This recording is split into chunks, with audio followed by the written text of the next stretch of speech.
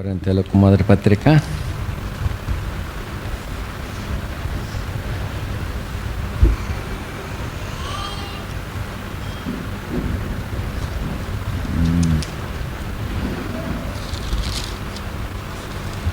9వ అధ్యాయంలో ఇది నా భాగము 9వ అధ్యాయము చదువుదాం. నేను స్వతంత్రుడను కానా, నేను అపోస్తుడను కానా, మన ప్రభువైన యేసును నేను చూడలేదా? ప్రభునందు నా పనికి ఫలం మీరు కదా.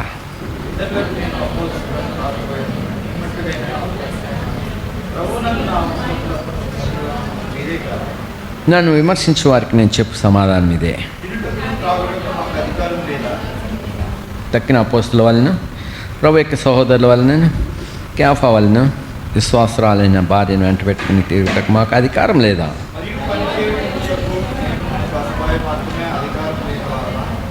ఎవడైనా తన సొంత ఖర్చు పెట్టుకుని దాంట్లో కొలువు చేయన, ద్రాక్ష తోట వేసి దాని ఫలం తినని వాడేవాడు, మందని కాచి మందపాలు త్రాగిన వాడేవాడు,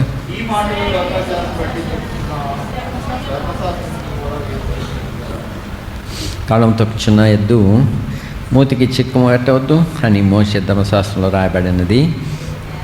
దేవుడు ఎడ్ల కొరకు విచారించున్నాడా?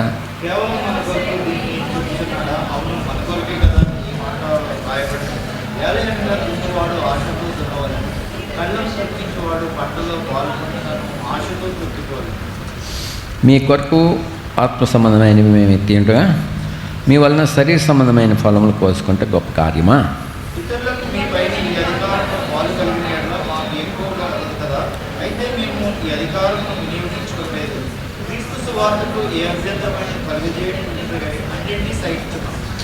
ఆలయ కృత్యములు జరిగించేవారు ఆలయం వలన జీవం చేయుచున్నారని, బలిపీఠం వద్ద కనిపెట్టుకుని వారు బలిపీఠంతో పాలువారే అన్నారని మీరు ఎరగరా?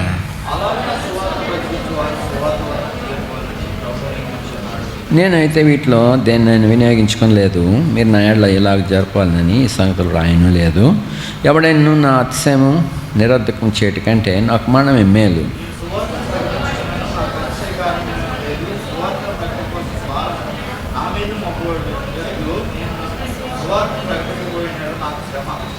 నేను ఇష్టపడి చేసిన నాకు జీతం దొరుకును. ఇష్టపడకపోయినాను గృహ నిర్వాహకత్వం నాకు అప్పగింపబడినాను.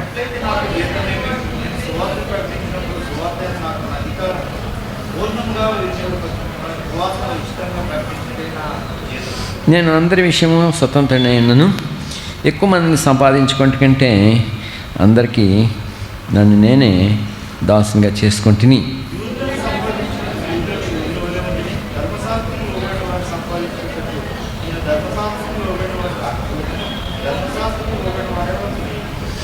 దేవుని విషయమై ధర్మశాస్త్రం లేనివాడిని కాను, కానీ క్రీస్తు విషయమై ధర్మశాస్త్రంకు లోబడిన వాడిని. ఆయనను ధర్మశాస్త్రం లేని వారిని సంపాదించుకుంటకు, ధర్మశాస్త్రం లేని వారికి ధర్మశాస్త్రం లేని వాని వల్ల ఉంటేని.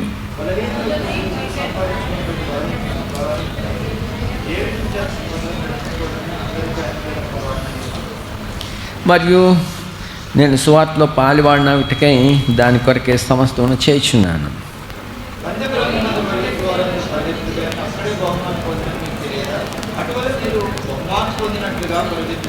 మరియు 10 మంది పోరాడు ప్రతివాడు అన్ని విషయంలో మితముగా ఉండను. వారు క్షయమాగు కిరీటం పొందుటకు, మనమైతే అక్షయమాగు కిరీటం పొందుటకు మితముగా ఉన్నాము.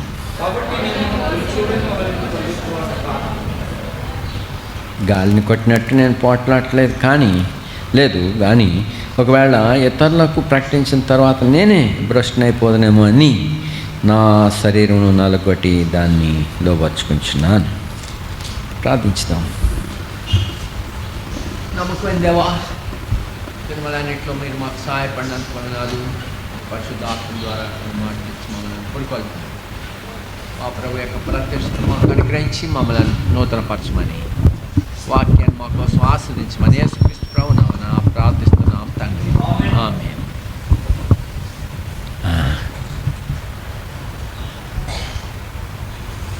ఇక్కడ అపోస్తలుడైన పౌలు మరి కొన్ని సహోదరుల నిమిత్తం ఏదైనా అభ్యంతరంగా ఉంటే వాటిని తినటం మానివేసినాడు. తన జీవితం అనేకుల రక్షణ కొరకు ఉపయోగపడి నిమిత్తం మరి తాను మంచి నిర్ణయాలు తీసుకున్నాడు. ఇక్కడ కొంతమంది ఆయనను అపోస్తలుగా అనుమానించినారు. అయితే ప్రతి పత్రికలోనూ తాను రాయగలుచున్నాడు, దేవుని చిత్తం వలన నేను అపోస్తలుగా పిలువబడినవాడినని. ఇక్కడ ఈయన అపోస్తలుడే. అపోస్తల యొక్క సూచనలు ఆయనలో ఉన్నవి. ఏంటి ఈ సూచన? ప్రభుని చూసిన వాడు ఊరుకుండలేరు. చూడండి, ప్రభుని గురించి ప్రభు బయలుపరిచిన సంగతులు ఎవరికైతే వచ్చినాయో వారు ఊరుకుండలేరు. ఇర్మియా చూడండి, ఇర్మియా దేవుని వాక్యం ఆయనకు వచ్చింది. మరి ఆయనకి ఎన్ని బెదిరింపులు ఉన్నాయి. ఇక మీదటి ఈ మాట్లాడొద్దంటే మౌనంగా ఉందామంటామా, కడుపులో మంట వస్తుంది. చెప్తానా, వాళ్ళు ఎదిరిస్తున్నారు.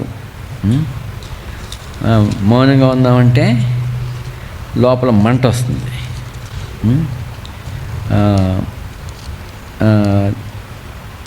ఇక్కడ 15వ అధ్యాయంలో చూడండి, ఇర్మియా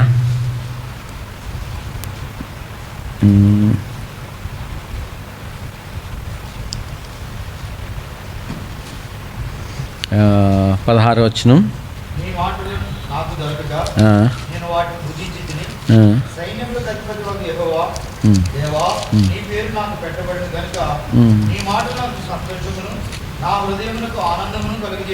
సో దేవుని వాక్యం ఆయనకు వచ్చింది, దాన్ని భుజించినాడు, అవి ఆయనకి సంతోషంగానే ఉన్నాయి.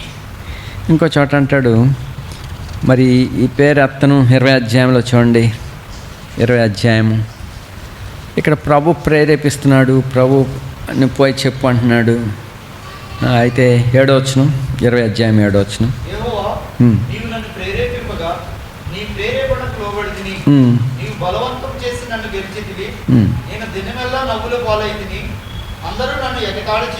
సో ఎందుకు ఎగతాళి చేస్తున్నారు? ఎందుకు ఈయనకి బాధ?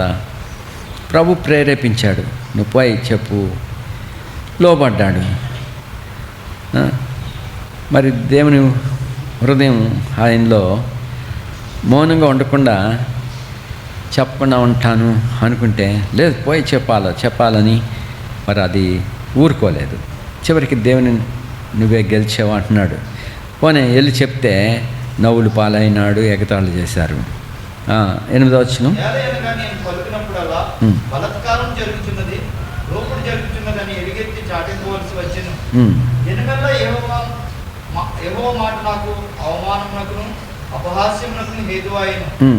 ఆయన పేరు నేను ఎత్తను, ఆయన నామం బట్టి ప్రకటింపను అని నేను అనుకుంటున్నా.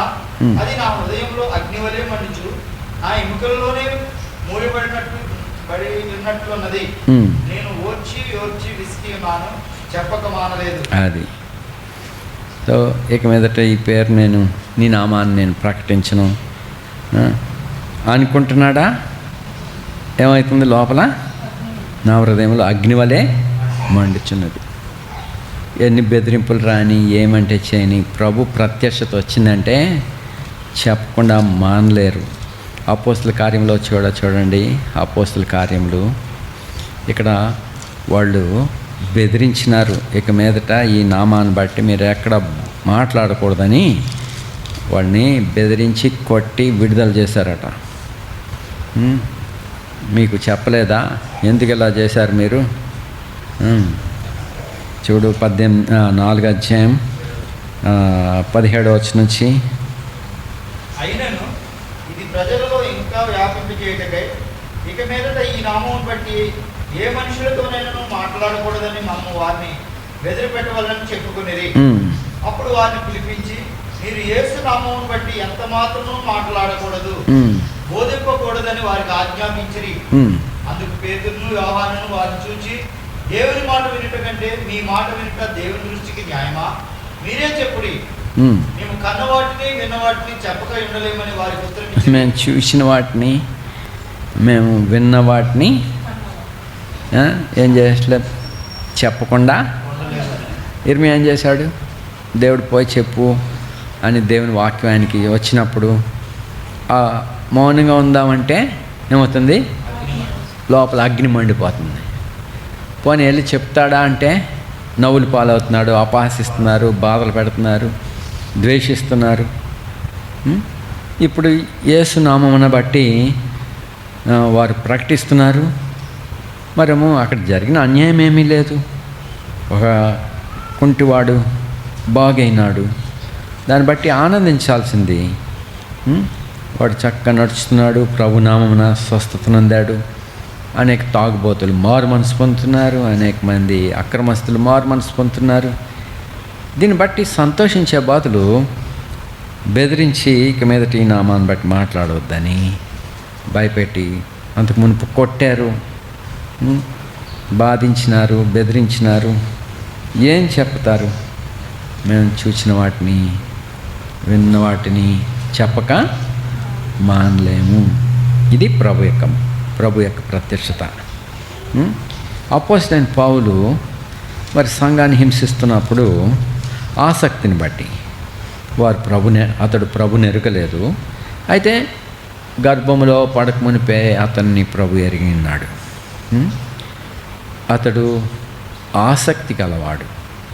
మరి ముందే ఆయన ఎందుకు ప్రభు పిలవలేదు అంటే సంఘాన్ని ఎదిరించినట్లుగా, సంఘాన్ని బాధ పెట్టినట్టుకు మరి ఎందుకు దేవుడు అతన్ని అనుమతించినాడు?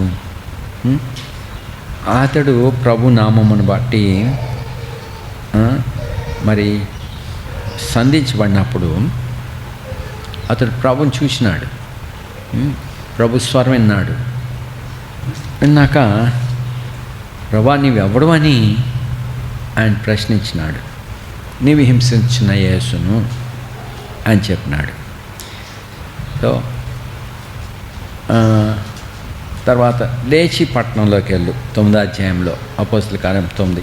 నువ్వు లేచి పట్టణానికి వెళ్ళు, అక్కడ నువ్వేం చేయవలనో అది నీకు తెలుపండి. ఇప్పుడు అతడు దమస్కులోనికి వెళ్ళాడు. చూడు 10వ వచనం.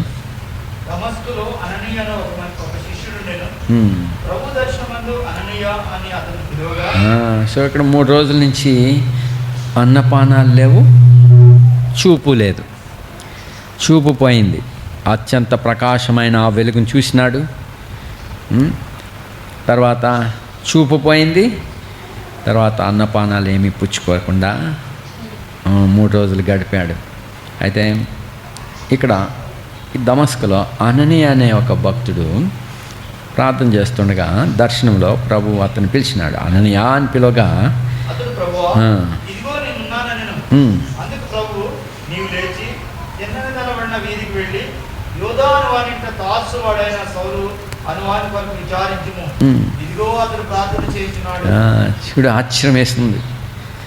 సౌలు గురించి అనేక మంది బాధపడుతున్నారు, భయపడుతున్నారు. ఇదిగో అతడు ప్రార్థన చేస్తున్నాడు, అతను చూసిరా అని చెప్తే అననీయ అంటాడు, ప్రభువా చూడు 12వ వచనం కూడా.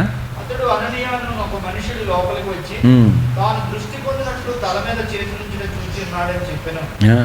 సో నువ్వు వెళ్ళి ప్రార్థన చేసినట్లుగా అతడు చూసినాడు, పో నువ్వు పో అన్నప్పుడు 13. అందుకు అననీయ ప్రభువా ఈ మనుషుడు యెరూషలేములో నీ పరిశుద్ధులకు ఎంతో కీడు చేసి ఉన్నాడని అతని గురించి అనేకుల వల్ల వింటిని.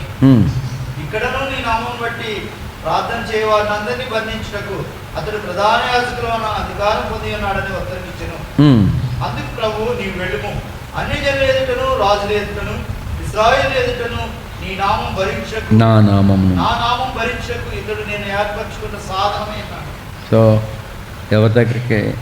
నా నామమును భరించుటకు. అతని మీద ప్రభు ఉన్నాడు, లేక ప్రభు అతను కూడా ఉన్నాడు. అతడు ఎక్కడికి వెళ్తున్నాడో అక్కడల్లా అంటే ప్రభు నామము ఆయన ద్వారా పౌలును ప్రభు ఒక సాధనంగా తీసుకున్నాడు. చూడండి, మన ప్రయాణం కొరకు పూర్వం గాడిద గుర్రం వాడేవారు. అప్పుడు మన ప్రయాణం కొరకు మోటార్ సైకిళ్ళు, కార్లు వాడుతున్నాం. అంటే అది మనల్ని మోస్తుంది. గాడిద మోసింది, భరించింది.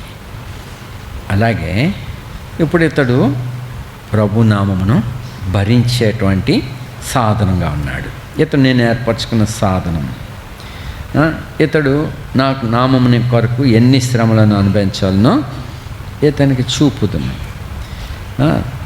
తర్వాత 17వ వచనం, అననీయ వెళ్ళి ఆయనతో ప్రవేశించి అతని మీద చేతులుంచి, సౌలా సహోదరుడా, నీవు వచ్చిన మార్గంలో నీకు కనపడిన ప్రభువైన యేసు. సో ఇతడు ఎవరు ప్రత్యక్షత పొందినాడు? యేసు ప్రభు యొక్క ప్రత్యక్షత పొందినాడు. నీకు కనబడిన యేసు ప్రభుని యేసు నీవు దృష్టి పొంది పరిశుద్ధాత్మతో నింపబడినట్లు నన్ను పంపి ఉన్నాడని చెప్పాను. సో నీకు కనపడిన ప్రభుని యేసు. అలాగే ఇంకో చోట ఇక్కడ కూడా అతని గురించి పౌలు సాక్ష్యం ఇస్తున్నాడు. తను ఏ రీతిగా మరి రాజులు ఎదుట ఈ మాటలు మాట్లాడుతున్నాడు. అతని సాక్ష్యం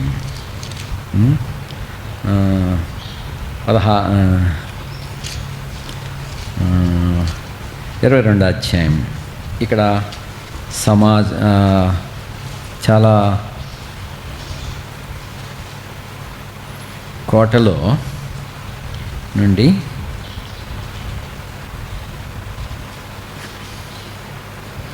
22వ అధ్యాయం మొదటి వచనం, సహోదరులారా తండ్రులారా, నేను ఇప్పుడు మీ ఎదుట చెప్పు సమాధానం ఆలకించుడి. అతడు హెబ్రీ భాషలో మాట్లాడటకు వారు విని ఎక్కువ నిశ్శబ్దంగా ఉంది. సో చాలామంది జనం అతను మాట్లాడటానికి సమయం ఇస్తే 5వ అధ్యాయంలో కూడా 40వ వచనంలో అతడు సెలవిచ్చిన తర్వాత పౌలు మెట్ల మీద నిలబడి జనులకు చేశాను. వాటి నిశ్శబ్దంగా ఉన్నప్పుడు అతడు హెబ్రీ భాషతో ఇట్లా. సో వాళ్ళందరూ నిశ్శబ్దంగా ఉన్నారు. పౌలు హెబ్రీ భాషలో మాట్లాడేసరికి ఇంకా ఎక్కువ నిశ్శబ్దంగా ఉన్నారు. అప్పుడు ఈ మాటలు చెప్పాడు. ఎట్టి రీతిగా ప్రభు అతన్ని సంధించినాడో, తను ఏ ఉద్దేశంతో సంఘాన్ని హింసించి వెళ్ళాడో, తను కనపడిన ప్రభు ఏమైనాడో ఆయన చూశాడు. ఇతని గురించి ఏం చెప్పినాడు అననీయకు ప్రభు 12వ వచనం నుండి 22:12. అంతటా ధర్మశాస్త్రం చొప్పున భక్తిపరుడును అక్కడ కాపురమున్న యూదులందరి చేత మంచి పేరు పొందిన వాడినైన అననీయును ఒకడు నా యొద్దకు వచ్చి నిలిచి, సౌలా సహోదరా, దృష్టి పొందమని నాతో చెప్పగా ఆ గడియలోనే నేను దృష్టి పొంది అతను చూచితిని. అప్పుడు అతడు మన పితరుల దేవుడు తన చిత్తము తెలుసుకుంటకును. సో ఎందుకొరకు ఏర్పరచుకున్నాడు పౌలుని? దేవుని చిత్తం తెలుసుకుంటకును. ఆ నీతిమంతుని చూచుటకును. ఏ నీతిమంతుడు? ఇదిగో ఈ మనుషుడు, ఇతని యందు ఏ దోషము నాకు కనపడలేదు. సో ఆయన సిలువైపడ్డాడు, ఆయన చనిపోయి సమాధి చేయబడి తిరిగి లేచాడు. ఇప్పుడు ప్రభుని చూచినాడు.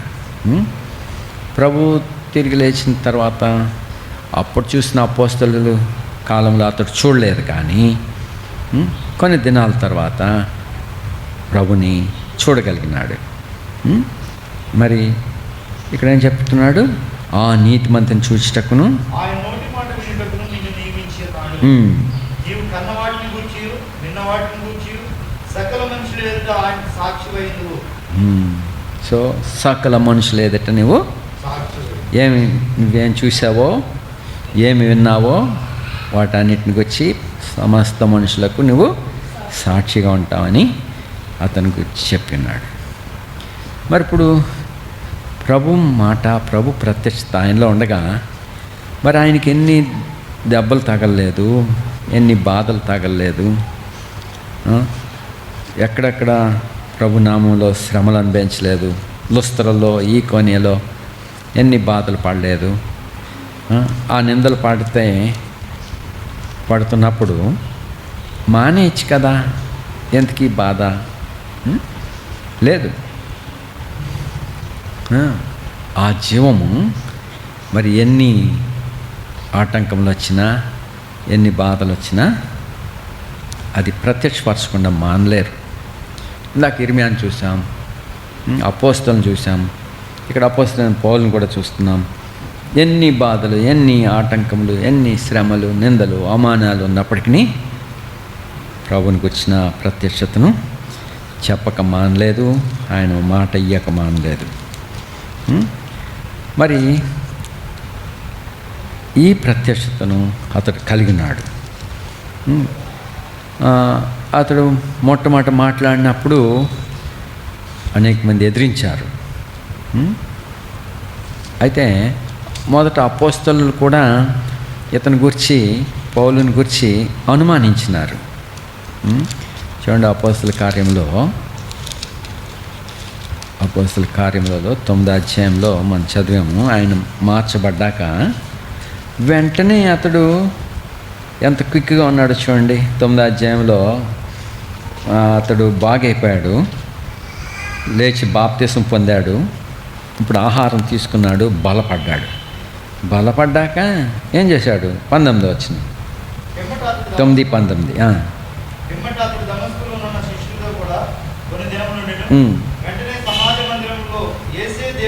సో దమస్కులో ఉన్న శిష్యులతో, అక్కడున్న దేవుని పిల్లలతో కలిసి సహవాసం చేశాడు. సహవాసం చేసిన వెంటనే కొన్ని రోజుల్లోనే అతను ఏం చేశాడు? సమాజ మందిరములలో మాట్లాడుతున్నాడు. ఏమని? యేసే దేవుని కుమారుడని ఆయన గురించి ప్రకటించుచూ వచ్చెను. వినిన వారందరూ విభ్రాంతి నుండి యెరూషలేములో ఈ నామమును బట్టి ప్రార్థన చేయవారిని నాశనం చేసిన వాడితడే కాడ వారిని బంధించి ప్రధాన యాజకుల యొద్దకు కొనుపోవుటకు ఇక్కడికి కూడా వచ్చి ఉన్నాడని చెప్పుకొనిరి. అయితే సౌలు మరీ ఎక్కువగా బలపడి ఈయనే క్రీస్తు అని రుజువుపరచుచు దమస్కులో కాపురమున్న యూదులను కలవరపరిచెను. వాదిస్తూ ఉన్నాడు. ఇంకా 23. అనేక దినములు గతించిన పిమ్మట యూదులు అతన్ని చంపను ఆలోచింపగా వారి ఆలోచన సౌలునకు తెలియవచ్చును. వారు అతన్ని చంపవాలని రాత్రింపగళ్ళు ద్వారముల యొద్ద కాచుకొనిచుండిరి. కనుక అతని శిష్యులు రాత్రి వేళ అతన్ని తీసుకొని పోయి గంపలో ఉంచి గోడకుండా అతన్ని కిందకి నింపిరి. అక్కడ ఫెయిల్ అయిపోయాడు. ఇప్పుడు ప్రభుని గురించి వెంటనే మాట్లాడుతున్నాడు. యేసే క్రీస్తు అని ప్రకటిస్తున్నాడు. ఇవన్నీ జరిగేసరికి వాళ్ళు కలవరపడ్డారు. మరి ఇప్పుడు అతను చంపేయాలని చూశారు. అయితే ఇప్పుడు యెరూషలేములోకి వచ్చేసాడు పారిపోయి. 26 వచనం. అతడు యెరూషలేములోకి వచ్చి శిష్యులతో కలుసుకుంటూ యత్నం చేసింది, కానీ అతడు శిష్యులని నమ్మక అందరూ అతనికి భయపడి నాటకం వేస్తున్నాడేమని భయపడ్డారు. అయితే ఇప్పుడు చదువు. బర్నబా అతనిని దగ్గర తీసి అపోస్తలుల యొద్దకు తోడుకొని వచ్చి అతడు త్రోవలో ప్రభువును చూచిననియు ప్రభు అతనితో మాట్లాడిననియు అతడు దమస్కులో యేసు నామమును బట్టి ధైర్యంగా బోధించిననియు వారికి వివరముగా తెలియపరిచెను. అతడు యెరూషలేములో వారితో కూడా వచ్చుచు పోవచ్చు ప్రభు నామమును బట్టి ధైర్యంగా బోధించుచు గ్రీకు భాషను మాట్లాడు యూదులతో మాట్లాడుచు తర్కించుచుండెను. వారు అతన్ని చంప ప్రయత్నం చేసి గాని సహోదరులు దీన్ని తెలుసుకొని అతన్ని కైసరేకు తోడుకొని వచ్చి తార్సునకు పంపిరి. సో ఇక్కడ ఊరుకోలేకపోతున్నాడు. ఎందుకు? తనకున్న ప్రత్యక్షత అది. తర్కిస్తున్నాడు, వాదిస్తున్నాడు, మరి తిరుగు లేకుండా మాట్లాడుతున్నాడు. అయితే యూదులు చంపేయాలనుకున్నప్పుడు ఈ విధంగా పరిచర్య మంచిది కాదు అని సహోదరులు పెద్దలు అతన్ని కైసర్ తీసుకొచ్చి నెమ్మదిగా ఇంటికి పంపేశారు, సొంతూరు పంపేశారు. అక్కడి నుంచి ఆయన తర్వాత సొంతూరులో ఊరుకోగలడా? అక్కడ మాట్లాడుతూ ఉంటే వాళ్ళు కూడా తృణీకరించారు. అప్పుడు అరేబియాకి వెళ్ళిపోయాడు. అక్కడ అరేబియాకి వెళ్ళిపోయి గలతీల్లో చూడండి,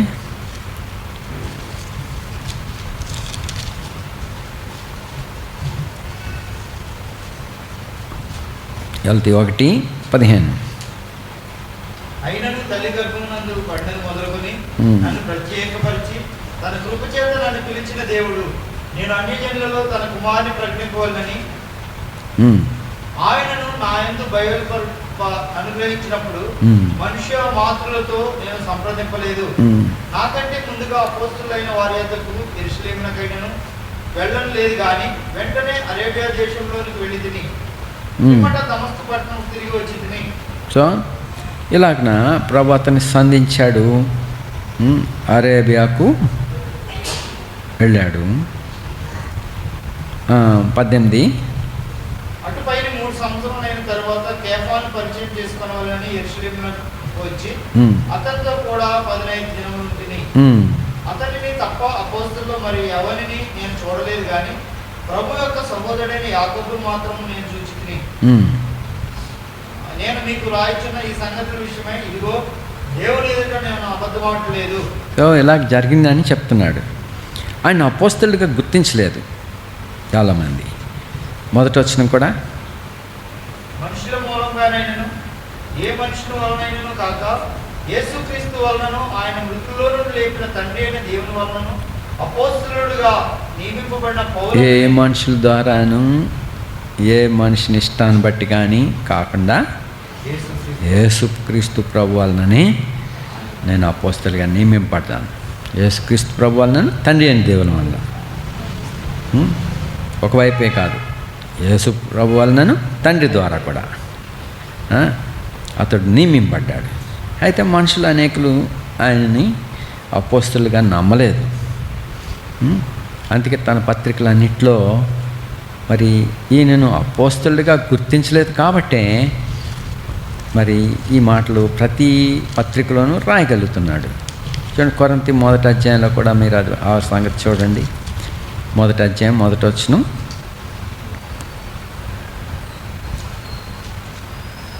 కొరింథీ 1వ పత్రిక 1వ అధ్యాయం.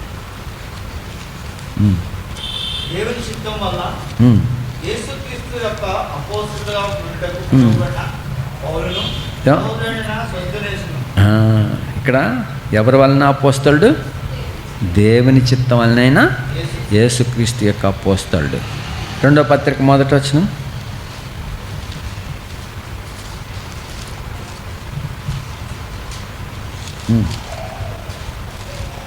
రెండో పత్రిక 1వ వచనం. దేవుని చిత్తం వలన పౌలు. చూసా, దేవుని చిత్తం వలన క్రీస్తు యేసు యొక్క అపోస్తలుడు. ఇక్కడ గలతీలో చదివారు, ఎఫెసీలో కూడా 1వ వచనం. సో ఇక్కడ తన అంతట తాను అపోస్తలుడు కాదు, దేవుని చిత్తంలో దేవుని చేత నియమింపబడిన అపోస్తలుడు.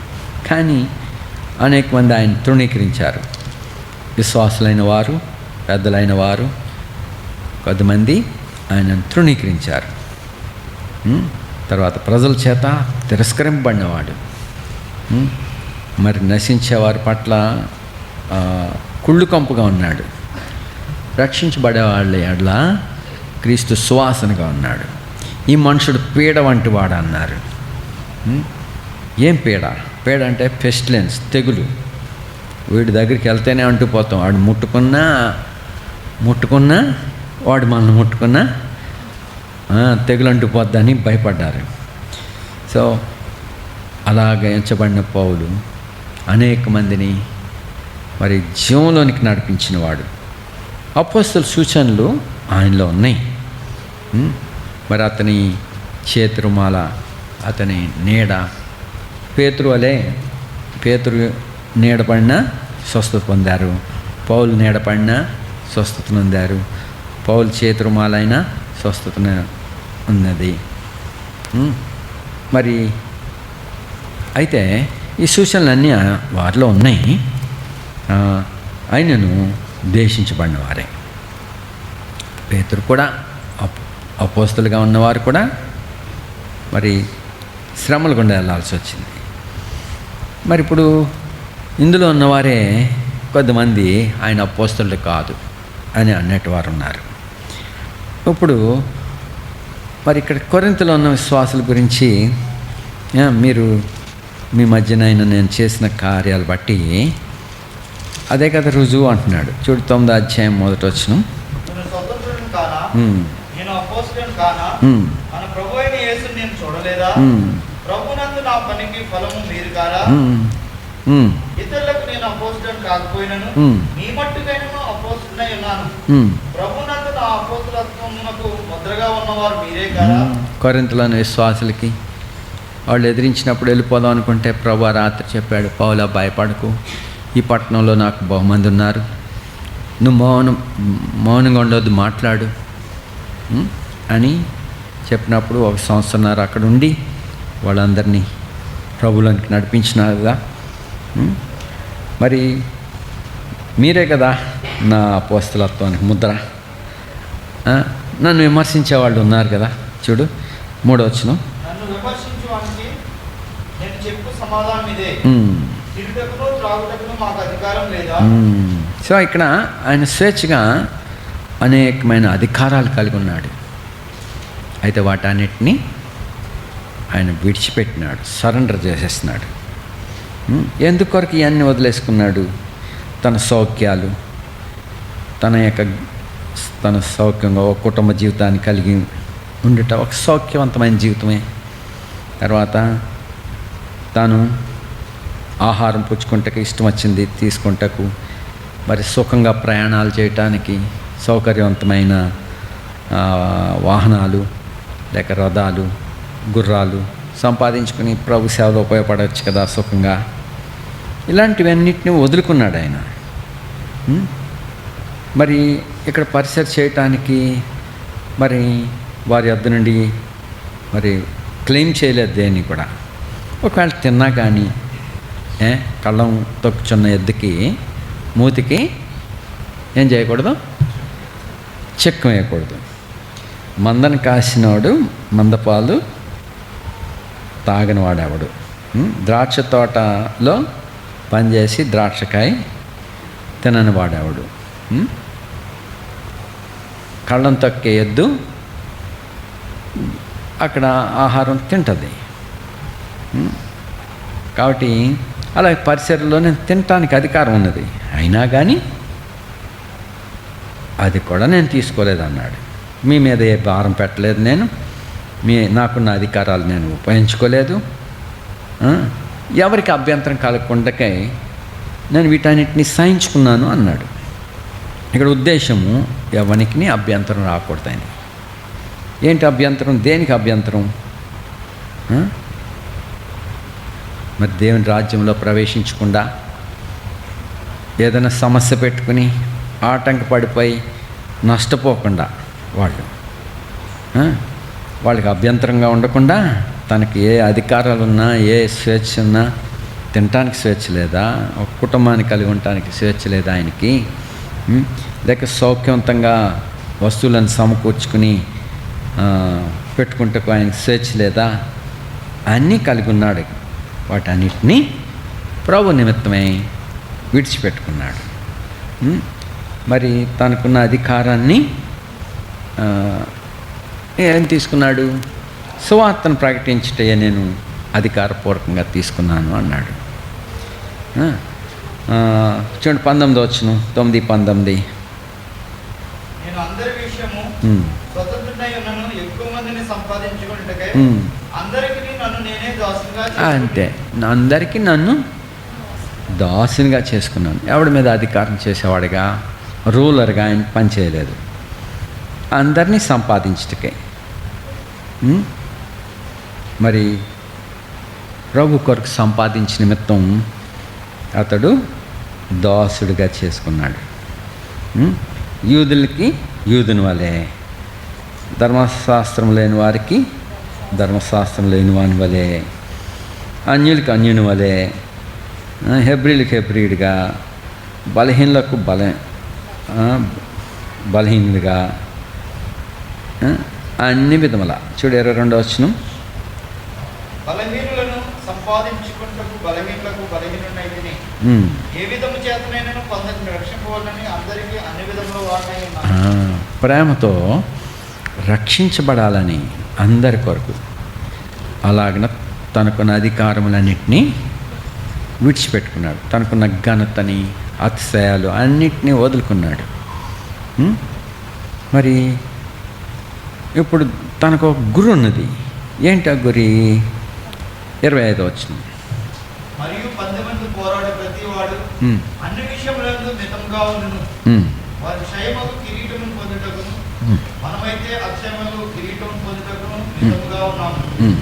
కాబట్టి నేను గురి చూడని వాని వలె పరిగెత్తు వాడిని కాను. గాచి కొట్టినట్టు నేను పోట్లాడలేదు కానీ, ఒకవేళ ఇతరులకు ప్రకటించిన తరువాత నేనే భ్రష్టుడినై పోలేము అని నా శరీరమును నలుగుకొట్టి దానిని లోపరుచుకుంటున్నాను. సో తను ఎక్కడ అతిశయించకుండా ఒక గురి వద్దకు పరిగెత్తుచున్నాడు. మరి గురి ఏంటి? ఆ గురి ప్రభు చిత్తములో మరి ఆయన ఏమైతే తన మీద భారం పెట్టాడో అది కంప్లీట్ చేయటం. మరి తను మెయిన్ ఉద్దేశం ఏంటి? ప్రజలను చూడండి, కొలస్సీలకు కూడా చూడండి, తను పరిచర్య యొక్క మెయిన్ గోల్. కొలస్సీ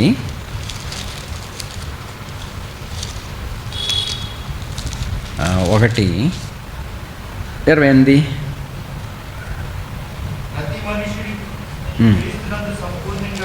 ప్రతి మనిషిని క్రీస్తునందు సంపూర్ణునిగా చేసి. సో ఎన్ని లోపాలున్నా ప్రతి మనిషి క్రీస్తులో సంపూర్ణమైన వారిగా, ఏ లోపం లేని వారిగా.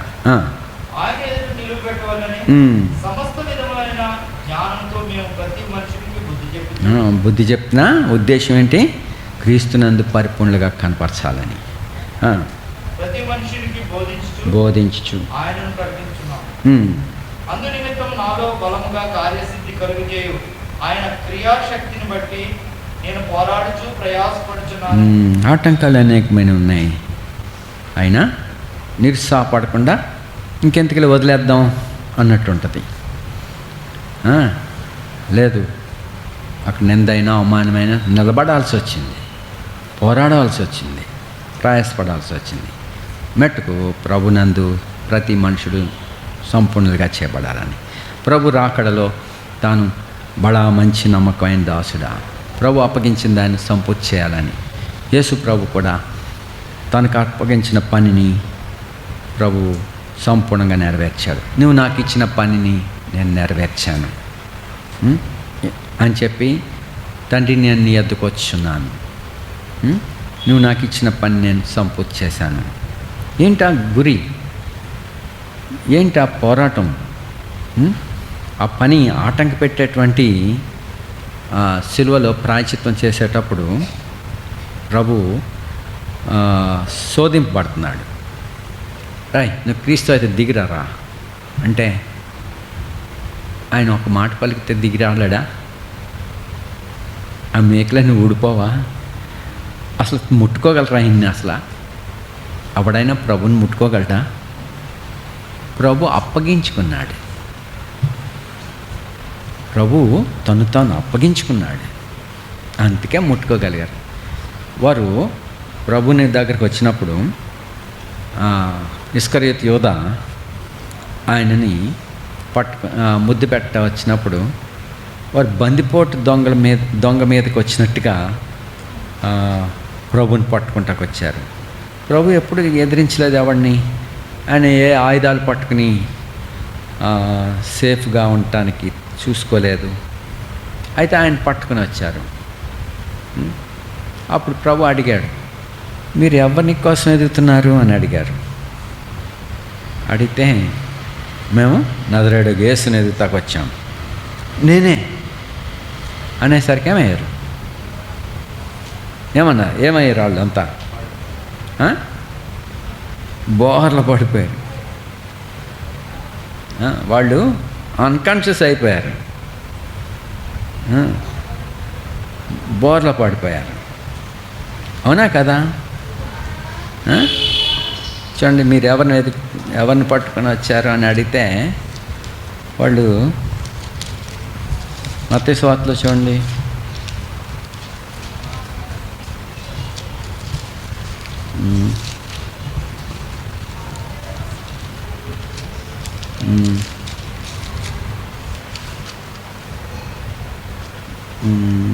నలభై 47 వచనం, 26-47.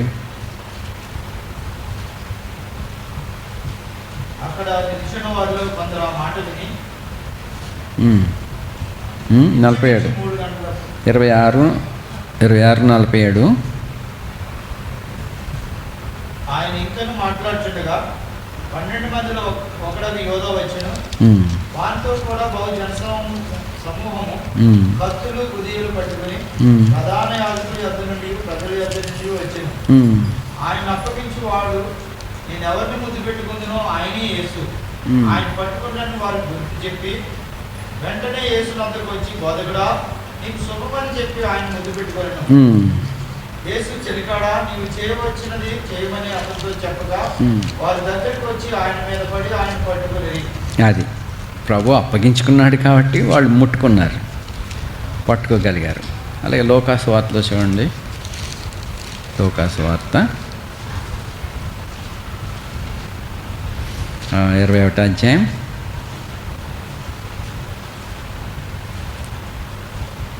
ఇక్కడ కూడా అలాగే ఉంది, 47 వచనం,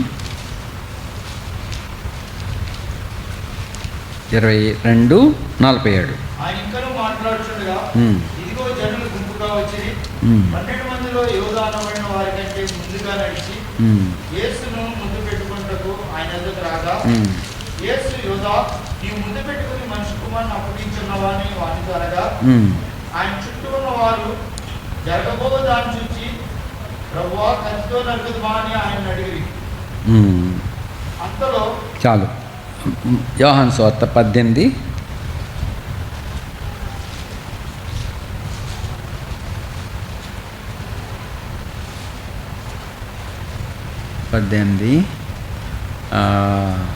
4 వచనం.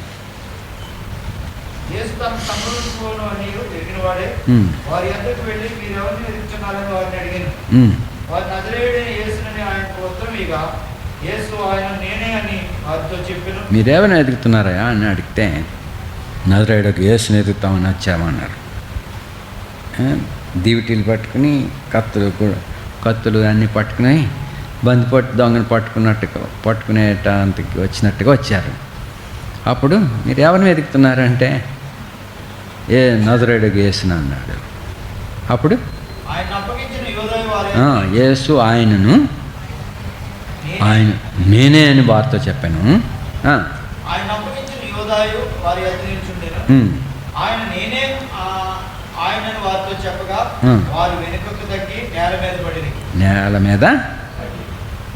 సో ఆయన ఎవరు ముట్టుకోగలరు? అక్షయుడు ఒక దేవుడు, దేవుని యొక్క స్వరూపమైన వాడు. దేవుడు ఆయనలో ఉన్నాడు. దేవుని చూడాలంటే ఆయన చూస్తే చాలు. ఆయన చూసిన వాడు దేవుని చూసినట్టే. అలాంటి వాడు అప్పగించుకుంటే తప్ప ముట్టుకోలేరు ఎవరు. ఆయన నిందలు వేసినప్పుడు, ఆయన గురించి దూషణ మాట్లాడినప్పుడు, ఆయన రోషంతో మాట్లాడుంటే ఎవరిని మిగులుతాడు? ఆయన నోరు ఎంత గట్టిది, ఎంత శక్తివంతమైన మాటలు ఆయనలో ఉన్నాయి. మాట మాత్రం ఇస్తే స్వస్థతను అందారు. మాట మాత్రం చెప్తే చెట్టు ఎండిపోయింది. అతి సింపుల్, చిన్న సంగతులు అవి. ఆయన మాట చెప్తే ఆయన శబ్దం ఆకాశమును కదిలించుతుంది, భూమి కంపిస్తుంది. అంత వాడు తక్కువగా చేయబడ్డాడు. ఆయనను ప్రభావం ఆయనలో ఉన్నది.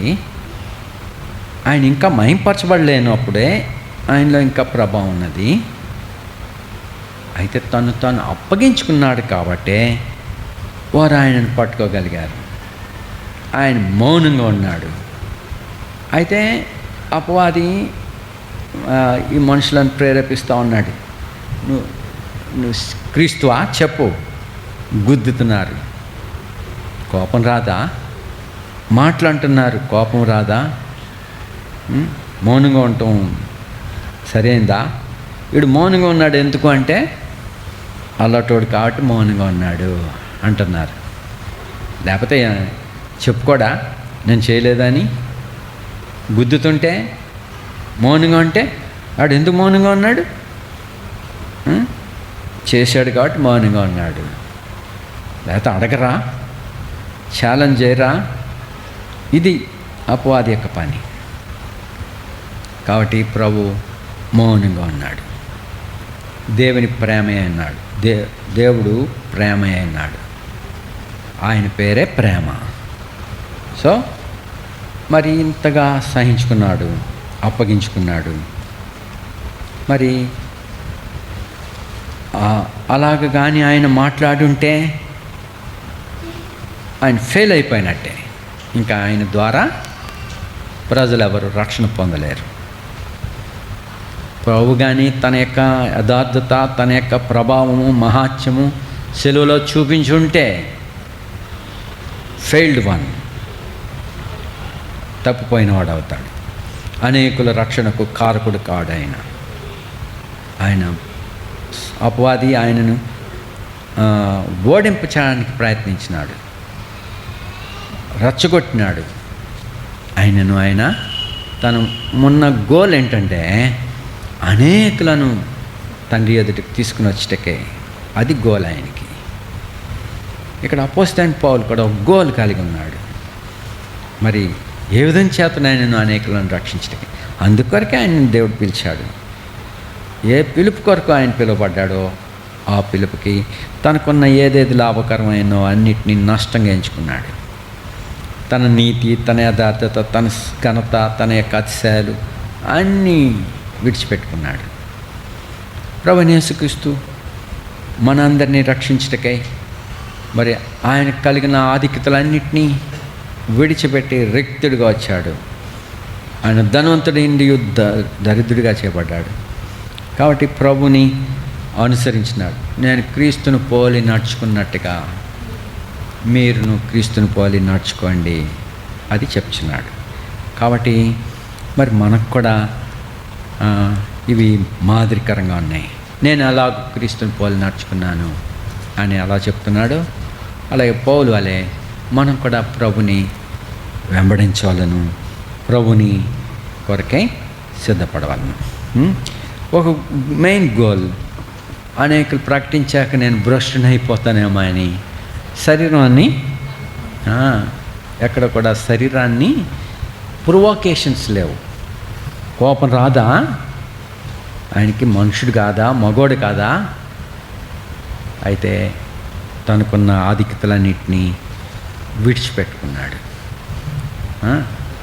మరి అదే రీతిగా ప్రభువైన యేసుక్రీస్తు ఆ విధంగా చేశాడు. కాబట్టి ప్రభువుని తన ఎదుట ఉంచుకున్నాడు. కాబట్టి ఆ ప్రత్యక్షతను కలిగి ఉన్నాడు. కాబట్టి దాన్ని కాపాడుకున్నాడు.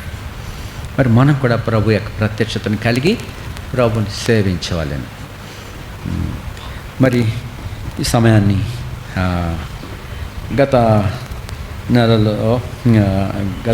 నెలల నుండి మీరు ప్రార్థిస్తున్నట్టుగా ప్రభు తన కృప చూపాడు. అన్ని విషయాల్లో ప్రభు సహాయపడినాడని మీకు తెలియజేస్తున్నాం.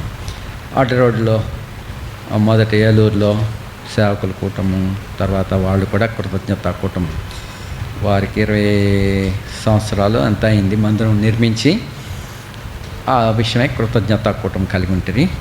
సో డేవిడ్ మార్టిన్ మేము కలిసి ఆ పరిచయాలు చేయగలిగితే. తర్వాత ఆట రోడ్లో కూడా వాళ్ళు సంఘంగా స్థాపించబడి 25 సంవత్సరాలు అయింది. ఆ విషయం కూడా మీకు ప్రార్థన చేయమని అడిగినప్పుడు మీరు చేసిన ప్రార్థనలన్నిటికీ ప్రభు సహాయపడ్డాడు.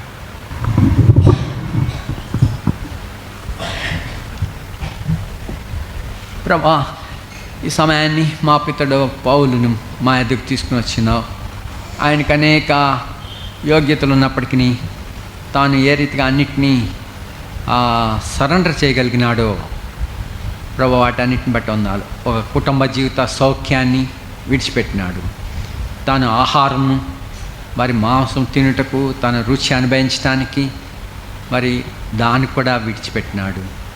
మరి కుటుంబ జీవితాన్ని కలిగి ఉండకుండా ఏకాంతముగా ఉండుటకు, పరిసరలో ఆయా స్థలాలకి వెళ్ళుటకు, ప్రయాణించుటకు ఏ సౌకర్యాలు లేకుండా ఏ రీతిగా ఆయన పరిసర చేశాడో సంగతులు మేము ఈ భాగంలో చదివి అంటే ప్రభా, మరి అటువంటి సమర్పణ జీవితం కలిగిన వారముగా ఉండేటకు సహాయపడండి ప్రభా.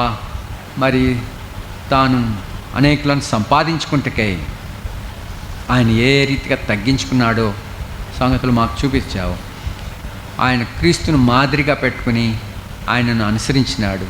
తాను కుమారుడేండి, తాను తండ్రితో కూడా ఉండుటకు గొప్ప ఘనత అని ఉన్నప్పటికీ అది సైతం విడిచి మరి అక్రమకారులుగా చేయబడినప్పటికీ తాను సహించుకున్నవాడై మౌనంగా ఉండినాడు.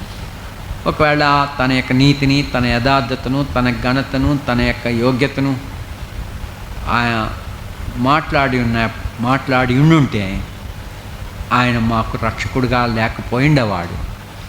అయితే మాకు రక్షణకర్తగా ఆయన సక్సెస్ఫుల్గా రక్షణ తెచ్చిచ్చాడు.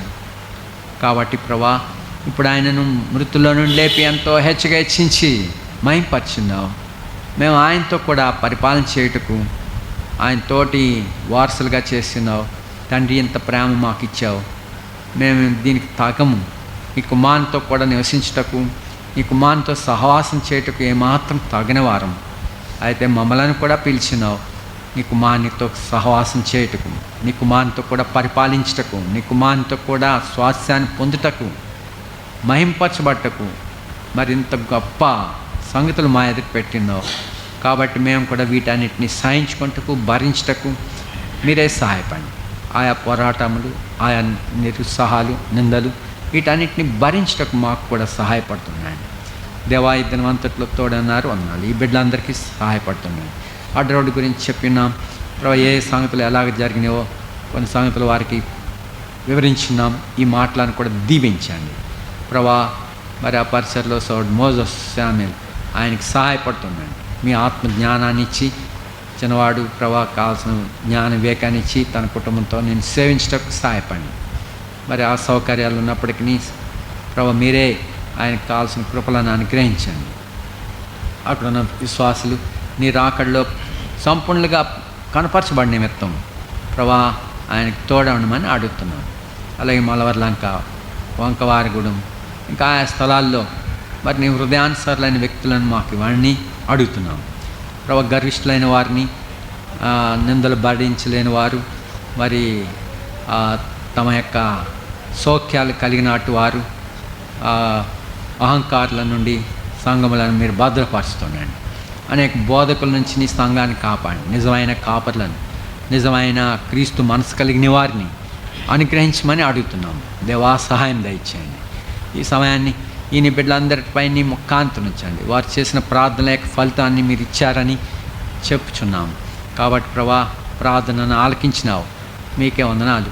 సండే స్కూల్ పరిసర కొరకు ప్రార్థిస్తున్నాం. పైన ఆ షెడ్ కూడా సరిగా వేయటకు కావాల్సిన జ్ఞాన వివేకాన్ని బిడ్డలకు వండి అన్నిట్లో ప్రతి సహాయాన్ని అనుగ్రహించండి. ఆయన ఏ కొద్దు లేకుండా నీ మహిమ కొరకు సమస్తం చేయటకు సామర్థ్యతనివ్వండి. దేవా, సహాయపడండి తండ్రి.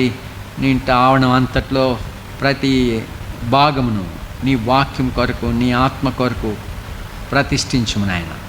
ఏ మనిషిని ఇష్టం కాకుండా మీ చిత్తమే నెరవేర్చబడినట్లు ఈ భూభాగమునంతటిని మీరు ఆధిపత్యం వహించండి. ఏ మనుషుడు ఇక్కడ మహింపరచబడకుండా, ఏ మనుషుడు అధికారం క్రింద కాకుండా మా ప్రభు యొక్క అధికారమే ఈ స్థలంలో ఉండినట్లు మీకే ఈ దాంతో ప్రతిష్ఠించబడి నీ వాక్యంకు, నీ మహిమ కొరకు దీన్ని స్థిరపరచమని అడుగుతున్నాం ప్రభు. ఎవడు దీని మీద అధికారిగా కాకుండా ప్రభుత్వం, ఈ లోక ప్రభుత్వములే కానీ, ఈ లోక పద్ధతులే కానీ, ఏ గర్విష్ఠియే కానీ దీని మీద అధికారం కలిగి ఉండకుండా కేవలం మా ప్రభువైన యేసుక్రీస్తు నామమే, మహిమయే అధికారంతో ఈ యెహోవా ఏలుచుండు స్థలంగా ఈ స్థలాన్ని ఆస్వాదిస్తున్నాను. అందుకొరకు ప్రతిష్ఠించాను ప్రభా. నీ ప్రజలు ఇక్కడ కూడుకున్నప్పుడల్లా నీ సన్నిధి అనుభవింపచేయండి. యెహోవా షమా, రియల్ యెహోవా షమాగా చేయండి. యెహోవా అక్కడున్నాడు అని ఎరుగునట్లుగా చేయండి. దేవా, మమ్మల్ని అందరినీ పరిశుద్ధపరచండి. నీకు ఇష్టం లేని ప్రతి సంగతి నుంచి మమ్మల్ని కాపాడండి. నీ మందిరంలో ఉన్నవన్నీ నీకు మహిమ కలిగినట్లుగా చేయండి. దేవా, ఈ బిడ్డలందరినీ ఆస్వాదించండి. నీ హృదయానుసారులుగా చేయమని యేసుక్రీస్తు ప్రభు నామమున స్తుతించి ప్రార్థిస్తున్నాం తండ్రి. మన తండ్రి అయిన దేవుని ప్రేమయు, ప్రభువైన యేసుక్రీస్తు కృపయు, పరిశుద్ధాత్మ యొక్క సహవాసమును మనకి ఇప్పుడు యుగములకు తోడైండును గాక. ఆమేన్. Praise the lord.